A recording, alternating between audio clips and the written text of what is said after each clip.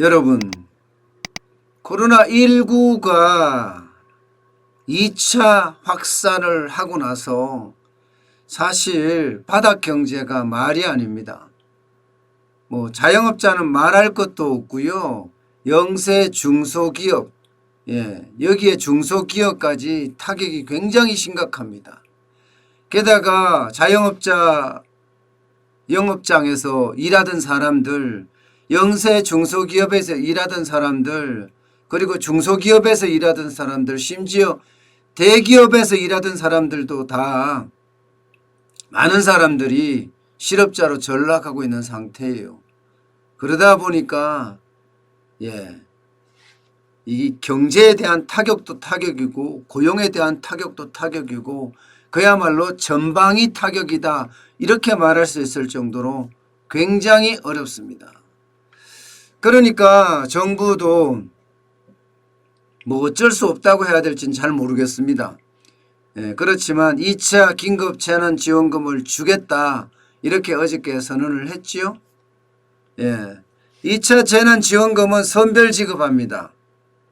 지난번 1차 때처럼 전 국민에게 4인 가족 기준으로 100만 원씩 다 지급하는 것이 아니고요. 일단 현재까지 파악된 바로는요, 특수고용직 근로자, 그리고 고위험 시설이나 중위험 시설, 여기 지금 거의 다 문을 닫고 있잖아요. 그래서 자영업자 소상공인, 그러면서 저소득층 이렇게 쭉 나눠서 이번 코로나19 2차 확산기에 가장 많이 피해받은 사람들 순으로 지급을 하겠다, 지금 이렇게 선언을 했습니다.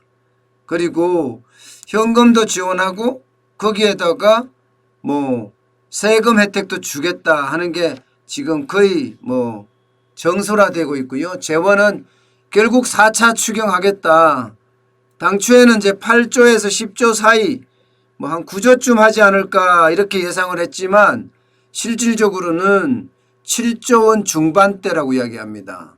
예상보다 한 1조 5천억 가량 줄었죠. 줄었습니다.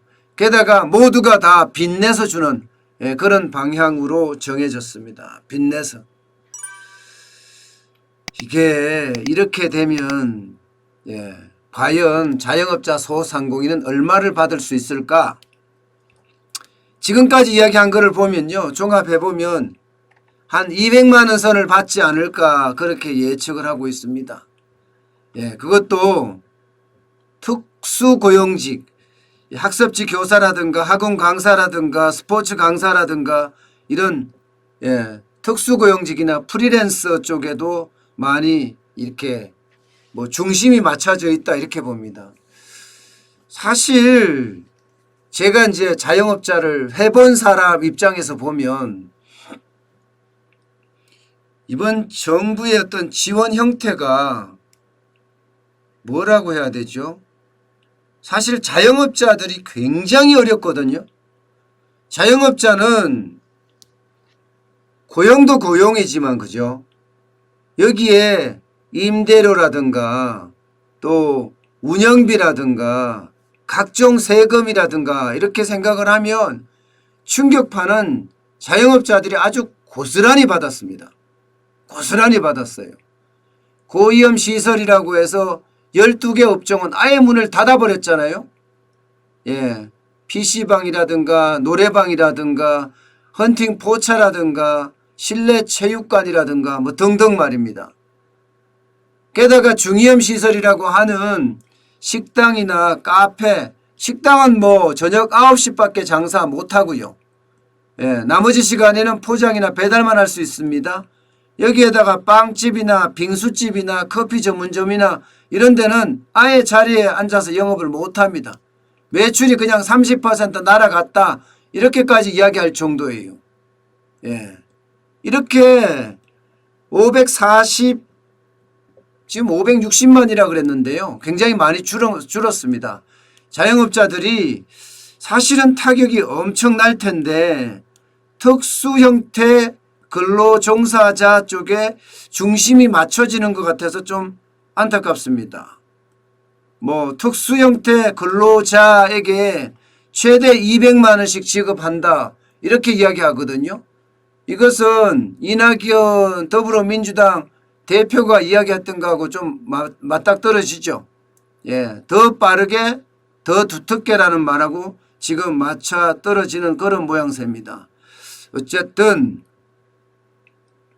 물론 특수고용직도 힘들고 자영업자도 굉장히 힘들고 특히 자영업자는요, 예, 임금이 문제가 아니라 지금 임대료에 생계비까지 곤란한 상태인데 과연 여기에 불만이 없을지 나중에 더 두고 봐야 되지만, 예, 굉장히 불만이 많을 거다 이런 생각을 하게 됩니다.